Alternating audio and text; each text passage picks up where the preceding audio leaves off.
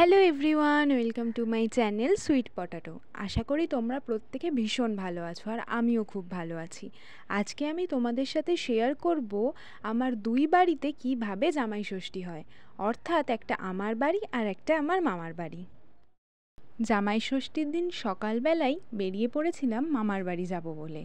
এই বছর মামার বাড়িতে সবাই মিলে জামাই ষষ্ঠী পালন হবে, তাই সকাল সকাল অটো রিজার্ভ করে আমরা বেরিয়ে পড়েছিলাম মামার বাড়ি যাওয়ার পথে। মা, বাবা এবং আমি। সকাল সকাল আর এই গরমে সাজতে একদমই ইচ্ছে করছিল না, কিন্তু অটোতে বেশ ফুরফুরে হাওয়া দিচ্ছিল।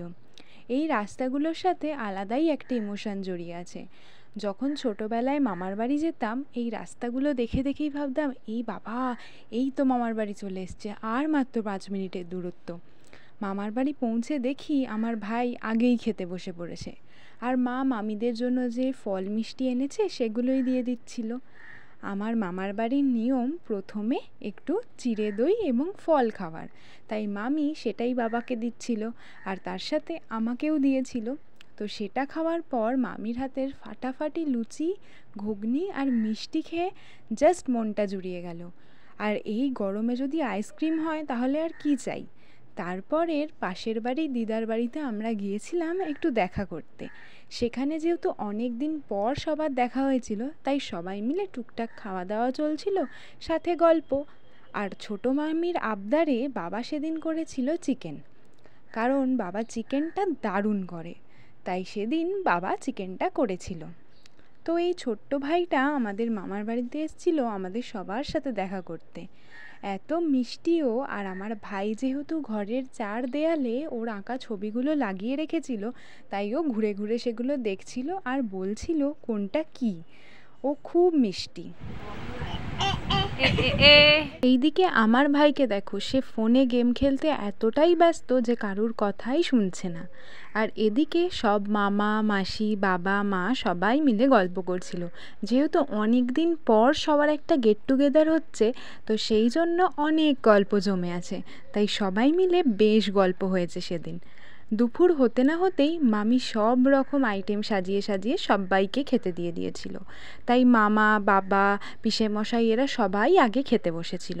সেদিনের মেনুতে ছিল ভাত, বেগুন ভাজা, একটা চচ্চড়ি চিংড়ি মাছ দিয়ে, ভেজ ডাল, চিকেন, আর তার সাথে ছিল আমার পছন্দের পাঁপড় আর চাটনি, আর তার সাথে ছিল স্যালাড।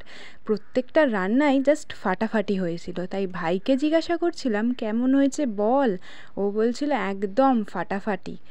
সবাই গল্প করার পর একসাথেই খেতে বসেছিল, আর সবার খাওয়া দাওয়া মিটে যাওয়ার পর মামি হঠাৎ করে বলল, এটা না হলে কি খাওয়া দাওয়াটা জমে।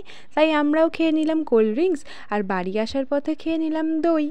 তারপর আমরা বেরিয়ে পড়েছিলাম বাড়ি যাওয়ার উদ্দেশ্যে, কারণ সেখানে আরও মজা অপেক্ষা করছিল।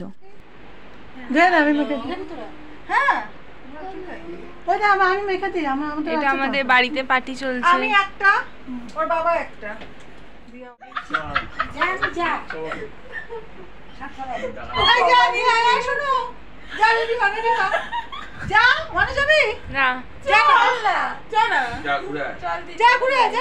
তুইও যা।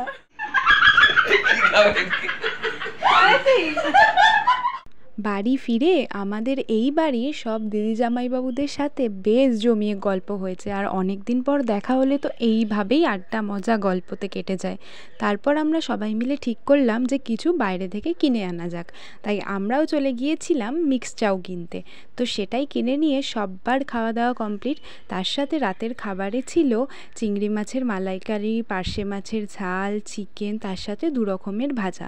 প্রত্যেকটা রান্নাই ছিল জাস্ট ফাটাফাটি। So if you like this video, so please do like, comment and share, and do subscribe. Bye.